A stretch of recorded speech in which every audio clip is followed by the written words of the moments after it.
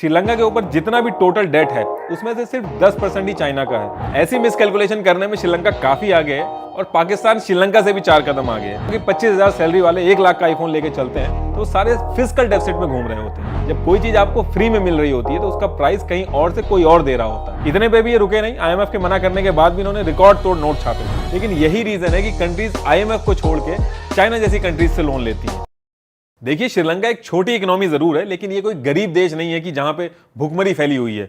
श्रीलंका की per capita income India से काफी ज्यादा है। इनफैक्ट एक टाइम पे श्रीलंका एशिया की फास्टेस्ट ग्रोइंग इकोनॉमी थी जब इंडिया और चाइना दोनों स्ट्रगल कर रहे थे। तो फिर ऐसे क्या इवेंट्स हुए जिसकी वजह से श्रीलंका की इकोनॉमी जमीन पे आ गई? देखिए, ये एक साल या फिर कोविड की बात नहीं है, ये कई दशकों से ऐसे इवेंट्स हुए श्रीलंका के साथ जिसकी वजह से श्रीलंका आज यहां पे आके खड़ा है। दूसरी चीज, इंडिया में एक कस्बे के अंदर बैठे आदमी तक को पता है कि चाइना का डेट ट्रैप है, इसलिए श्रीलंका का ये हाल हुआ है।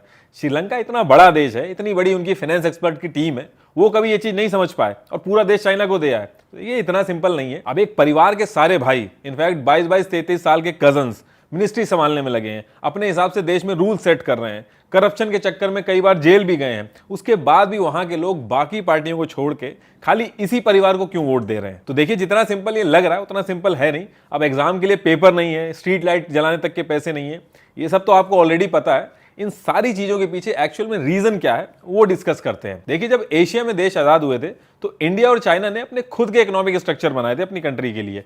वहीं श्रीलंका ने IMF के बताए हुए इकोनॉमिक रिफॉर्म्स इंप्लीमेंट किए थे। तो श्रीलंका ने ऐसा क्यों किया था?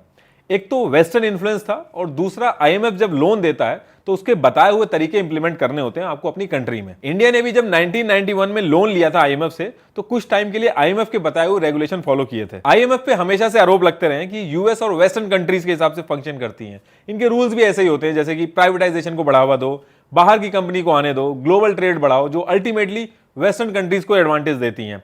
IMF डेट ट्रैप डिप्लोमेसी ये भी बहुत बड़ा रोल प्ले करती है, जिसके बारे में बात बहुत कम होती है। लेकिन यही रीजन है कि कंट्रीज IMF को छोड़ के चाइना जैसी कंट्रीज से लोन लेती हैं। लेकिन इंडिया ने ये फॉलो नहीं किया। अगर आप देखोगे तो FDI भी इंडिया ने बहुत बाद में जाके अलाउ किया और उसका परसेंटेज बहुत धीरे धीरे बढ़ा है, क्योंकि इंडिया पहले अपने लोकल इंडस्ट्री को मौका देना चाहती थी, उसको मजबूत करना चाहती थी, क्योंकि बाहर की कंपनीज ज्यादा एडवांटेज में रहती हैं, वो लोकल मार्केट को टिकने नहीं देती हैं। इसीलिए इंडिया धीरे धीरे ग्रो हुआ और काफी मजबूती से ग्रो हुआ।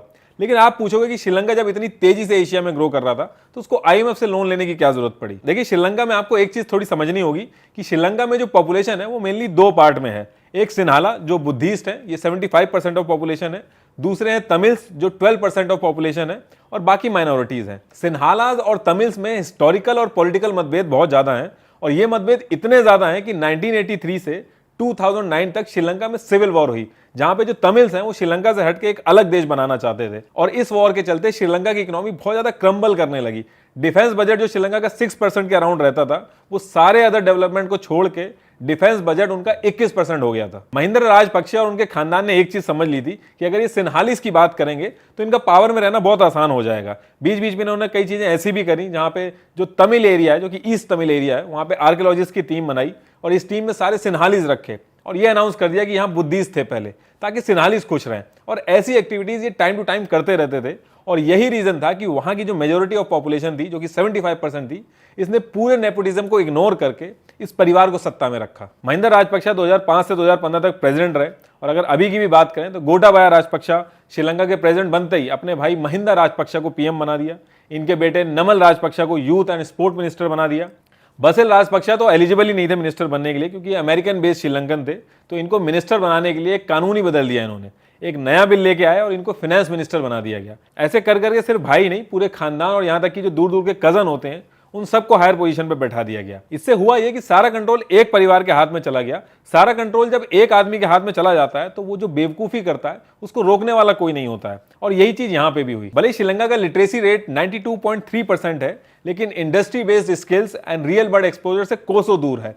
और ये प्रॉब्लम सिर्फ श्रीलंका की नहीं है, काफी हद तक इंडिया में भी है। बड़ी बड़ी डिग्री है बट स्किल्स नहीं है। श्रीलंका, इंडिया जैसी डेवलपिंग कंट्री अगर एक ऐसा एजुकेशन सिस्टम पे फोकस करें जो industry based skills and real world exposure दे सके, तब जाके एक रॉबस्ट इकोनॉमिक डेवलपमेंट हो पाएगा।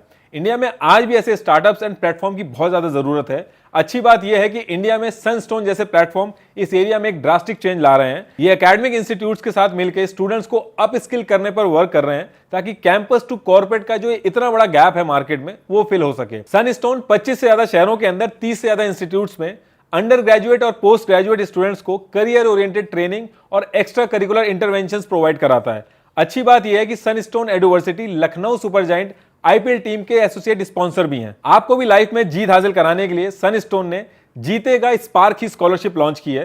ये बहुत ही यूनिक स्कॉलरशिप है जिसकी टोटल वर्थ 4 करोड़ रुपीस है। इस स्कॉलरशिप को 1000 से भी ज्यादा बच्चे जीत सकते हैं और ये 28 मार्च से लेके जब तक आईपीएल चल रहा है यानी कि 29 मई 2022 तक चलेगा। इस स्कॉलरशिप का जो अमाउंट है वो हर मैच में चेंज होता है, तो आप इसका अमाउंट डिस्क्रिप्शन बॉक्स में जो लिंक है वहां जाके चेक कर सकते हो। यहां हर एक मैच में आपके लिए एक नई अपॉर्चुनिटी खुलती है। तो अगर आप भी बीबीए, एमबीए, बीसीए, एमसीए या फिर पीजीडीएम जैसे कई और कोर्सेज परस्यू करना चाहते हो तो आप भी डिस्क्रिप्शन बॉक्स में जाकर जीतेगा स्पार्क की स्कॉलरशिप के लिए अप्लाई कर सकते हो और अपने सपने पूरे कर सकते हो। तो टॉपिक पे वापस आते हैं। वैसे तो जब गवर्नमेंट इस लेवल पे ऑपरेट होती है तो हर दिन करप्शंस और ब्लंडर्स होते हैं, लेकिन जो मेजर ब्लंडर्स हुए हैं वो डिस्कस करते हैं। देखिए, जिस तरीके से एक नॉर्मल आदमी डेट ट्रैप में फंसता है ठीक उसी तरीके से कंट्रीज भी फंसती हैं। कंट्रीज को लगता है कि हमारे देश में कई सारे ऐसे प्रोजेक्ट्स बन सकते हैं जिनमें काफी कमाई हो सकती है, लेकिन पैसे की वजह से वो पूरे नहीं हो पा रहे हैं, तो लोन लेके उन प्रोजेक्ट्स को पूरा कर लेते हैं और जब लोन पूरा हो जाएगा तो जो भी बेनिफिट है वो सारा हमारा होगा। लेकिन दिक्कत तब आती है जब लोन लेने के बाद वो प्रोजेक्ट्स फेल हो जाते हैं। ऐसी मिसकैलकुलेशन करने में श्रीलंका काफी आगे है और पाकिस्तान श्रीलंका से भी 4 कदम आगे है। 2008 में श्रीलंका के मिनिस्टर्स ने यह डिसाइड किया कि जिस तरीके से इनका Colombo business port revenue generate कर रहा है बिलियंस में, अगर इस तरीके का पोर्ट एक हम्बनटोटा नाम की एक जगह है श्रीलंका के साउथ में, अगर वहां पे भी बना दें तो इनका मुनाफा डबल हो जाएगा। और इन्होंने लोन लेने का डिसाइड किया। पहले ये इंडिया और यूएस के पास गए, दोनों ने ही मना कर दिया कि जो रेवेन्यू आप एक्सपेक्ट कर रहे हो वो यहां पे पॉसिबल नहीं है। आईएमएफ के पास ये नहीं गए बल्कि चाइना के पास गए। उसके पीछे रीजन वही था कि आईएमएफ जो लोन देता है वो बहुत सारी कंडीशंस के साथ देता है और आपकी कंट्री के अंदर रेगुलेशन जो होती है उसमें भी इंटरफेयर करता है। वहीं चाइना बिना किसी शर्त के लोन दे देता है। अगर आपको एक तरफ लोन मिल रहा है जहां पे पैसा कैसे खर्च करना है वो समझाया जा रहा है और घर के अंदर कहां कहां पैसा लगाना वो समझाया जा रहा है, और दूसरी तरफ बिना किसी शर्त के लोन मिल रहा है, तो आप भी वही करोगे जो श्रीलंका ने किया। चाइना से पैसे लेके प्रोजेक्ट पे काम स्टार्ट हुआ। श्रीलंका की कैलकुलेशन के हिसाब से पोर्ट पे 1000 शिप डॉक करेंगी। डॉक करने का मतलब हुआ कि शिप पे अनलोडिंग, लोडिंग, रिपेयर, क्लीनिंग ये सब होगा। लेकिन जब पोर्ट रेडी हुआ तो ऑन एन एवरेज 34 शिप्स ने ही डॉक किया। ये ऐसा नहीं था कि कुछ नुकसान में चला गया हो बिजनेस, ये कंप्लीटली फेलियर था और चाइना को लौटाने के लिए पैसे नहीं थे। चाइना ने रीस्ट्रक्चर भी किया इनके लोन प्रोसेस को, लेकिन उसके बाद भी श्रीलंका पैसे नहीं दे पा रहा था। बाद में श्रीलंका ने कंपनीज में बिडिंग की इस पोर्ट के लिए और चाइना ने 80% स्टेक ले लिए और श्रीलंका ने $1 बिलियन देने की बजाय 99 ईयर्स के लिए चाइना को यह पोर्ट लीज पे दे दिया और जो सारी सिक्योरिटी थी इस पूरी पोर्ट की वो चाइना के अंडर में आ गई। लेकिन इंडिया के लिए ये बहुत बड़ा डिसएडवांटेज था। इंडिया ने साफ कह दिया कि इससे हमारी सिक्योरिटी खतरे में आ जाएगी। यहां पे चाइना मिलिट्री बेसिस भी बना सकता है। देखिए, एयरफोर्स और मिलिट्री में इंडिया और चाइना में थोड़ा बहुत फर्क है। टैक्टिक एडवांटेजेस से काफी चीजें ऊपर नीचे हो सकती है, लेकिन नेवी में चाइना बहुत आगे निकल चुका है। कल को चाइना हिमालयन रीजन से और सदर्न रीजन से अटैक लॉन्च कर दे इंडिया पे तो इंडिया दिक्कत में आ जाएगा। इंडिया के इंटरफेरेंस के बाद डील पे दोबारा नेगोशिएशन शुरू हुआ। जो 80% स्टेक थे वो 70% में कन्वर्ट हुए और जो सिक्योरिटी थी वो श्रीलंका खुद देखेगा उस रीजन की, उसमें चाइना का कोई रोल नहीं होगा। ये जो आप देखते हो इंडिया श्रीलंका को लाइन ऑफ क्रेडिट दे रहा है, कभी $400 मिलियन की, कभी $500 मिलियन की, अभी रिसेंटली $1 बिलियन की दी है। इससे तो इंडिया में कितनी गरीबी खत्म हो सकती है। लेकिन ये सारी चीजें जियोपॉलिटिक्स एडवांटेजेस की कीमत होती हैं ताकि आप और हम सिक्योर रह सकें। इसको कई लोग चाइना के डेट ट्रैप से भी रिलेट करके देखते हैं, क्योंकि चाइना की इंटेंशन हमेशा से खराब रही है। लेकिन अगर आप इसको क्लोजली ऑब्जर्व करोगे, श्रीलंका के ऊपर जितना भी टोटल डेट है उसमें से सिर्फ 10% ही चाइना का है। 10% डेट तो जापान का भी है। श्रीलंका इस स्टेज पे सिर्फ और सिर्फ अपनी गलतियों की वजह से पहुंचा है। यहाँ के लोग भी उतने ही जिम्मेदार हैं, क्योंकि ये एक पर्टिकुलर पार्टी को इसलिए जिताते हुए ला रहे हैं क्योंकि वो आप वाले ग्रुप को खुश करने वाली बात कर रहा है। 47,000 से ज्यादा तमिल्स को तो मरवा दिया आपने, लेकिन इकोनॉमी को नहीं बचा पाए। इतना सब कुछ होने के बाद भी इकोनॉमी इतनी बुरी तरीके से स्ट्रगल कर रही थी, उसके बाद भी वोट के चक्कर में फ्री चीजें बांटना, ज्यादा से ज्यादा सब्सिडाइज करना चीजों को, टैक्स में कटौती करना, ये सब कुछ भी नहीं रुका।